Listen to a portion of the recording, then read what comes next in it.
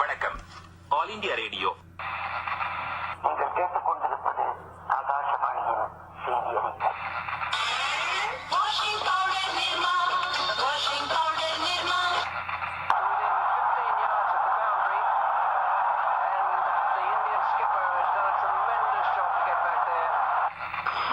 கேட்டுக்கொண்டிருப்பது all India radio. திரைக்கடல் ஆடிவரும் Tamilnathan.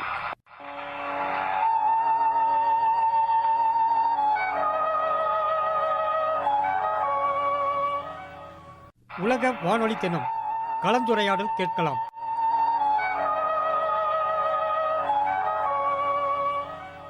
நான் உங்கள் ஆர்ஜே நந்து பேசுகிறேன். நான் உங்கள் ஆர்ஜிஎஸ்கே பேசுகிறேன். இன்னைக்கு எதை பற்றி பார்க்க போகிறோன்னு உனக்கு தெரியுமா? என்னை பற்றி பார்க்க போகிறோம்? சரி, இன்னைக்கு என்ன நாள்னாச்சும் உனக்கு தெரியுமா? இன்னைக்கா? ம் என்ன நாள் தெரியலையே.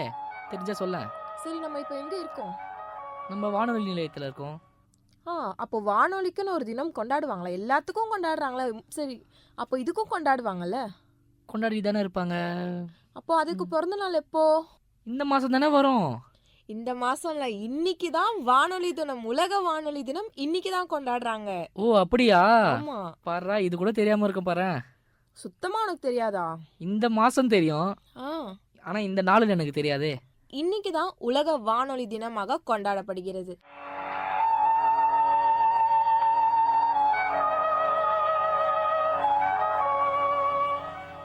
உனக்கு தெரிஞ்ச சில விஷயத்த எனக்கு சொல்லு.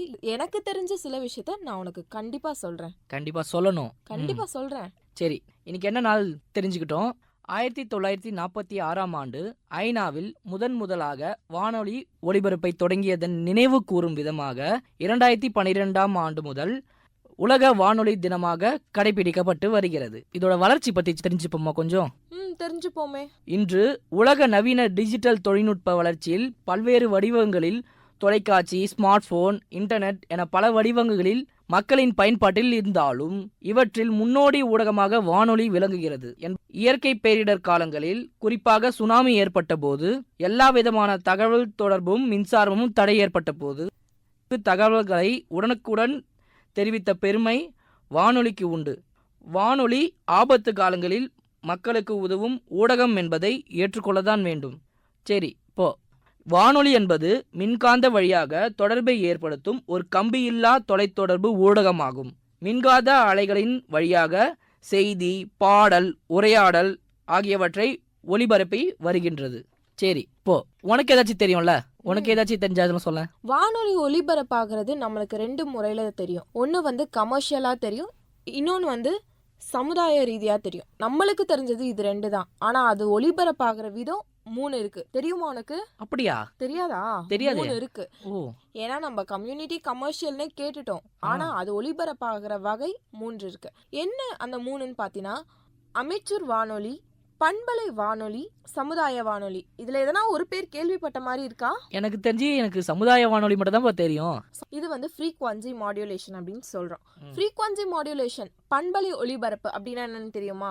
தெரியாது, கொஞ்சம் சொல்ல, தெரிஞ்சுக்கிறேன். அதாவது சைகைகளை, குறிப்பலைகளை ஊர்த்தி அலையின் அதிர்வெண்ணில் மாற்றம் செய்து அலைபரப்பப்படும் மின்காந்த அலைகள், அதிர்வெண் பண்பேற்றம் பெற்ற அலைகள் அல்லது அலைவரிசையாக ஒலிபரப்பப்படும் ஒலிபரப்பு பண்பலை ஒலிபரப்பாகும். அடுத்தது அமெச்சூர் வானொலி. கேள்விப்பட்டிருக்கியா? இல்லையே. கேள்விப்படலையா? சரி, உனக்கு எப்படி சொன்னா தெரியும்? ஆம் ரேடியோ, அமெச்சூர் வானொலி அப்படின்னா எந்த ஒரு வணிக நோக்கமும் இல்லாம ஒரு தனி நபரோட சொந்த முயற்சியால ஒலிபரப்பப்படும் வானொலி தான் அமெச்சூர் வானொலி. சரியா? இப்போ நம்மளுக்கு இயற்கை பேரிழவு நிறைய வரும். நம்மளுக்கு டிசம்பர் மாசம்னா சொல்லவே தேவையில்ல. இயற்கை பேரிழவு லைன்ல நின்றுட்டு இருக்கும். மழையோ காத்தோ புயலோ அந்த நேரத்துல நம்மளுக்கு ஒரு இடத்துல இருந்து இன்னொரு இடத்துக்கு மின்காந்த அலைகள் நிறுத்தப்படும். அந்த நேரத்துல இணைய சேவை, போன் சேவை எதுவுமே இருக்காது. அந்த நேரத்துல இந்த அமெச்சூர் வானொலி யூஸ் ஆகுமா? கரெக்ட். ஓகே, தெரிஞ்சிருச்சா? புரிஞ்சு போச்சு. இணைய வழி வானொலி. இணைய வழி வானொலியில உனக்கு எதனா தெரியுதா? இந்த வேர்ட்னால உனக்கு எதனா புரியுதா? இணைய வழி வானொலி. இணைய வழி வானொலி தெரியலையே. இதையும் நீயே சொல்லிட. இணையம்னா என்ன? இன்டர்நெட்டு. இன்டர்நெட்ல என்னெல்லாம் பண்ணுவேன்? நம்மனப்பா வாட்ஸ்அப், ஃபேஸ்புக் போனோமா, இன்ஸ்டாகிராமில் ஸ்டோரி போட்டோமா, வந்தோமான்னு இருப்போம். இந்த ரேடியோ கேட்குற பழக்கம்லாம் இருக்கா? இருந்துச்சு எப்போ? இருந்துச்சு அப்போ இருந்துச்சு, இப்போ இல்ல. அப்போ ஏன்னா இருந்துச்சு. செல்போன் வந்து நம்ம கண்ணை மறைச்ச உடனே கேட்கறது இல்ல. ஆமா சரி. ஆமா. நம்ம தான் யார் பேச்ச கேட்கறது இல்லையே. அப்படி இருக்கக்கூடாது, ரொம்ப தப்பு. ஆ. இனிமே இது கேட்கறதுனால நம்மளுக்கு என்ன பயன்னா, நம்ம வந்து வண்டியில போகும்போதோ வரும்போதோ நம்மளுக்கு டைம் இருக்காது, போறதுக்கோ வரத்துக்கோ டைம் சரியாயிடும். ஆனா இப்போ ரேடியோ வானொலி அப்படின்னு நம்ம எதுக்கு வச்சிருக்கோம் அப்படின்னா, போப்போ அப்டேட்டான நியூஸ் நம்ம நிறைய தெரிஞ்சுக்கலாம். ஆமா ஆமா, நானும் நிறைய தடவை ஜென்ரல் அனுபவப்பட்டிருக்கேன். நாலேஜ் நம்மளோட ஜென்ரல் நாலேஜை ரொம்ப வளர்த்துக்கலாம். ம் ம், ம். சரியா? இப்போ மறுபடியும் இணைய வழி வானொலிக்கு வரலாம். ம் ஓகே. ம் அதை பத்தி இன்னும் நல்லா சொல்லு. நிறைய இணையம் தெரிஞ்சாச்சு. வழினா என்னது? வழினா அதோட வழி ம் இன்டர்நெட் வழியா சரி, கேக்குறதா? இணைய வழி கண்டுபிடிச்ச. ஆ. அதான் நீயே ஆன்சர் சொல்லிட்டியே, இன்னுமா உனக்கு தெரியல? ஓ, இன்டர்நெட் வழியா கேக்குறதா? ஆமா, அட என்னப்பா அதுதான். இது? சரி, நான் வந்து இது எப்படி வந்துச்சு அப்படின்னு சொல்லவா? கொஞ்சம் சொல்லு. தொழில்நுட்பத்தின் அசூர வளர்ச்சி. நம்மளோட இந்தியா எப்படி போயிட்டு இருக்கு டெவலப்மெண்ட்னால? ம் உண்மையா சொல்லணுமா பொய்ய சொல்லணுமா? உண்மையவே சொல்லு. அசூர வளர்ச்சியா போயிட்டு இருக்கு. ஆமா, அந்த வளர்ச்சியில அப்போ நம்ம ரேடியோவும் வளர்ந்துருக்கோம்ல. வளர்ந்துருக்கணுமே. வளர்ந்திருக்கு. இருக்கா? அதுதான் இந்த இணைய வழி வானொலி. ஓ தொழில்நுட்பத்தின் அசுர வளர்ச்சியின் காரணத்தினால் ஏற்பட்டதுதான் இந்த இணைய வழி வானொலி ஆகும். இன்று நாட்டில் நூற்றுக்கணக்கான இணைய வானொலிகள் இயங்கி வருகின்றன. அது தெரியுமா? எனது நூற்றுக்கணக்கான இணைய வழி வானொலி இயங்கிட்டு இருக்கு. அப்படியா? எனக்கு தெரிஞ்சு 3 நாள் தானமா இருக்கு. என்ன 3 நாள்? அதை சொல்லையே ஆகணுமா? கண்டிப்பா சொல்லிதான் ஆகணும். சரி, நீ ரொம்ப தடுமாற. ம். நம்ம அடுத்த இதுக்கு போலாம். போலாமே நீ அது போலாமே. வரைக்கும் யோசிச்சு வை, நான் கண்டிப்பா கேட்பேன். கண்டிப்பா கேளு. பண்பலை வானொலி அதுவா? நெக்ஸ்ட். நெக்ஸ்ட் என்ன? நம்ம சமுதாய வானொலி. ஆஹா, தப்பு. இப்போதான் கேட்க போறோம். அம்மைச்சூர் வானொலின்னு ஓ ஒண்ணு ஆம். கேட்டோம். அதுக்கப்புறம் அதுக்கப்புறமா சமுதாய வானொலி. என்னையா நீ சமுதாய வானொலியிலே இருக்கிற? இப்போ ஒண்ணு பேசணுமே. இப்ப என்ன பேசணும்? இணைய வழி வானொலி. ஆமா, இணைய வழி வானொலி. 3 முடிஞ்சிருச்சா? 3 முடிஞ்சிருச்சு. இப்போ நம்ம எங்க இருக்கோம்? எங்க இருக்கோம்? ரேடியோ ஸ்டேஷன்ல இருக்கோம். எங்க அந்த சமுதாய வானொலி காணாம போயிடுச்சு? சமுதாய வானொலி அதை சொல்ல மறந்துட்டேன்யா. சரி, நீ சொல்லாத, நான் சொல்றேன். சரி, சமுதாய உன் ஸ்டைல வானொலி. சொல்லு கொஞ்சம். சமுதாய வானொலி அப்படின்னா என்னதுன்னா, நம்மளோட உள்ளூர் மக்கள், அதாவது நம்மள சுத்தி இருக்கிற கிராமத்துல இருந்து மக்கள் அவங்களோட திறமைய வெளிக்காட்டுறதுக்கான ஒரு சாவி தான் இந்த சமுதாய வானொலி. நீ சொன்னா நீ அப்படின்னு சொன்னா நீ நம்புவியா? என்ன நம்ப மாட்டியா? அதுதான் நம்ப உண்மை. மாட்டேன். நான் நம்ப மாட்டேன். நம்மள சுத்தி இருக்கிற மக்கள், ஆணா இருந்தாலும் சரி பெண்ணா இருந்தாலும் சரி, அவங்களோட திறமைகளை வீட்டுல போட்டு பூட்டி வச்சிருக்கிறாங்க. நம்ம இப்போ ரூரல் ஏரியால தான் இருக்கோம். இதே நம்ம அர்பன்ல இருந்தோம்னா நம்மளோட திறமைகளுக்கு வந்து வழி எங்க வேணாலும் காத்திருக்கும். ஆனா இதே நம்ம இருக்கிற ஏரியால எங்கேயோ ஒரு இடத்துல தான் நம்மளுக்கு வந்து திறமைக்கான வாய்ப்பு கிடைக்குது. நம்மளை சுத்தி இருக்கிற கிராமங்கள்ல இருக்கிற மாணவர்கள், பெரியவங்க, சிறியவங்க, குட்டி பசங்க, அவங்களுக்கு இருக்கிற திறமை மட்டும் இல்ல, நம்ம சிந்துற வேர்வைக்கு கூட இங்க அதுக்கான திறமைக்கான சாவி இங்க இருக்குதுன்னு சொன்னா நீ நம்புவியா? இப்ப நம்புறேன்ப்பா கண்டிப்பா. சமுதாய வானொலினா என்னன்னு தெரிஞ்சுக்கிட்டேன். இப்ப இவ்வளவு தெரிஞ்சுக்கிட்டோமே, இப்போ இந்த ரேடியோவை கண்டுபிடிச்சது யாருன்னு தெரியுமா?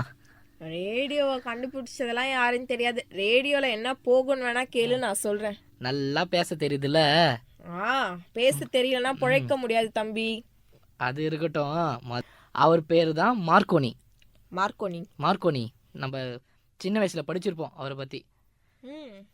கிபி 1896ஆம் ஆண்டு ஜூன் மாதம் மார்க்கோனி தனது வானொலி பற்றிய கண்டுபிடிப்பை பிரிட்டிஷ் பேடனில் பதிவு செய்தார்.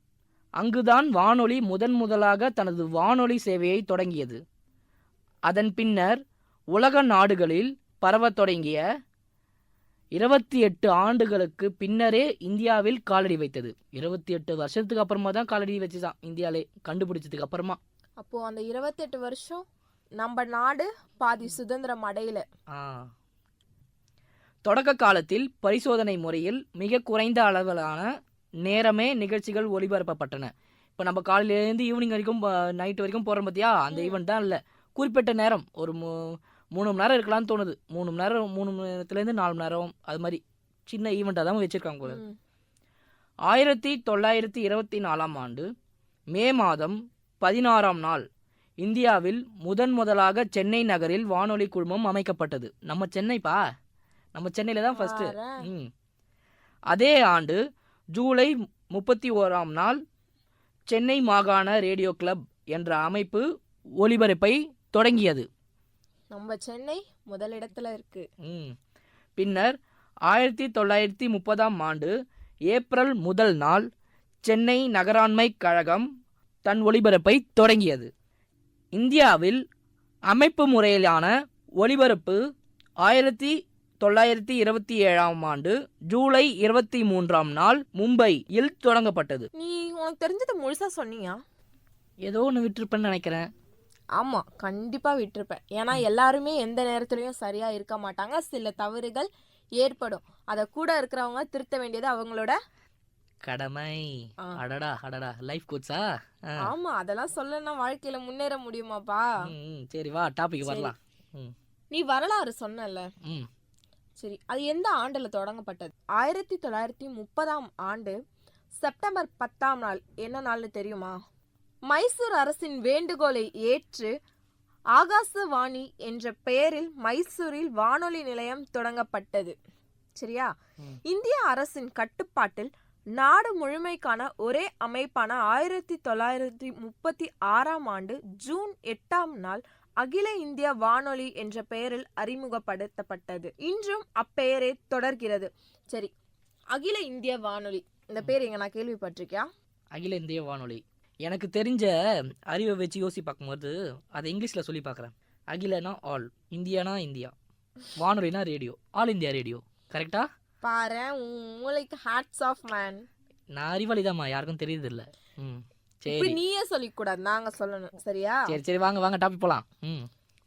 சரி, நீயே சொல்லிட்டியே, அப்புறம் நான் என்ன சொல்றது? சரி சொல்றேன். ஆல் இந்தியா ரேடியோ, அது என்ன சுருக்கமா சொல்லுவோம்? ஏர். ஏர். ஏர்னா என்னது? எனக்கு தெரிஞ்சு காத்து தான் சொல்லிட்டுப்பா. ஆமா, கண்டிப்பா அதுதான் நண்பா உண்மையான விஷயமே. எதுக்கு இந்த ஏர் அப்படின்னு பேர் வச்சாங்க? நம்மளோட இந்தியா முழுக்க ஏர் அப்படின்னா என்ன சொல்லுவோம்? ஏர்னா காத்து தான்ப்பா சொல்லுவோம். அதுதான். ஏர் என்பது காற்றை குறிக்கும். ஓகேவா? இது ஒருமைப்பாட்டு, எல்லாரும் சமம் நம்ம நாட்டுல. அதனால ஒரு மதத்தையோ ஒரு மொழியோட பெயரையோ வைக்காம ஏர் ஒருமைப்பாட்டான ஒரு பெயரை வச்சிருக்க காரணத்தினாலதான் இது ஆல் இந்தியா ரேடியோ அப்படின்னு சொல்றாங்க. Super super. சரி, இன்னைக்கு நிறைய தெரிஞ்சுக்கிட்டோம்ப்பா. நீயும் நிறைய தெரிஞ்சிருப்பேன்னு நினைக்கிறேன். நீ சொன்னது நான் தெரிஞ்சுக்கிட்டேன், நான் சொன்னது நீ தெரிஞ்சிருப்பேன்னு நான் நினைக்கிறேன். இவங்களும் தெரிஞ்சிருப்பாங்கன்னு நான் நம்புறேன். தெரிஞ்சிருக்கணும். சரி, இப்போ இவங்களுக்கு போய் ரீச் ஆகுமா? கண்டிப்பா ரீச் ஆகும். அது எப்படி ரீச் ஆகாம இருக்கும்? ஏன்னா எஃப்எம் கேட்காத ஆளு யாரும் இருக்க முடியாது. உண்மைதான் உண்மைதான். நம்மளும் இன்னைக்கு வானொலி மூலமா தான் அதோட அறிவுறுத்துறோம் இது எல்லாத்தையும்.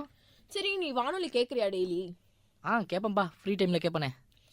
இந்த காலகட்டத்தில் எல்லாரும் வானொலி பயன்படுத்துறாங்கன்னு நீ நினைக்கிறியா? பயன்படுத்துறாங்கன்னு நினைக்கிறியான்னு கேட்கக்கூடாது. பயன்படுத்துறாங்க சில பேர். சில பேர் என்னன்னா அவங்க மொபைலில் சேட் பண்ணிக்கிட்டு டைமை வேஸ்ட் பண்ணிட்டு இருக்காங்க. இது மாதிரி யூஸ்ஃபுல்லான விஷயத்த அவங்க பண்றது இல்லப்பா. சரி, அது நீ சொல்றது 100க்கு 100 உண்மைதான். எல்லாருமே கேக்குறாங்கன்னு சொல்ல முடியாது, எல்லாருமே கேட்க மாட்டாங்கன்னு சொல்ல முடியாது.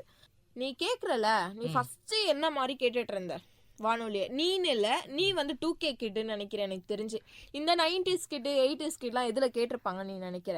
இதுல உங்க தாத்தா பாட்டி கொள்ளு தாத்தா எங்க தாத்தா கூட பார்த்திருந்தேன் நான். ஒரு டப்பா மாதிரி வெத்தலை பொட்டி மாதிரி வச்சிருப்பாரு ஒண்ணு. எப்ப பார்த்தாலும் சாப்பிடுறதுலதான் நினைப்பா. எங்க தாத்தா வச்சிருக்கதமா சொல்ல முடியும். சரி, அது ஒரு பொட்டி மாதிரி வச்சிருப்பாருமா, அதுல ஏதோ டியூன் பண்ணுவாரு, கேட்கும். சரி, உங்க தாத்தா அதை கேட்டாரு, நீ எதை கேக்குற? நான் மொபைல்ல கேக்குறேன். ஆமா, அதே போலதான் வானொலியோட உருவங்கள் மாறலாம், வடிவங்கள் மாறலாம், ஆனால் வானொலி கேட்பதோ மாறவே மாறாது. நம்புவியா?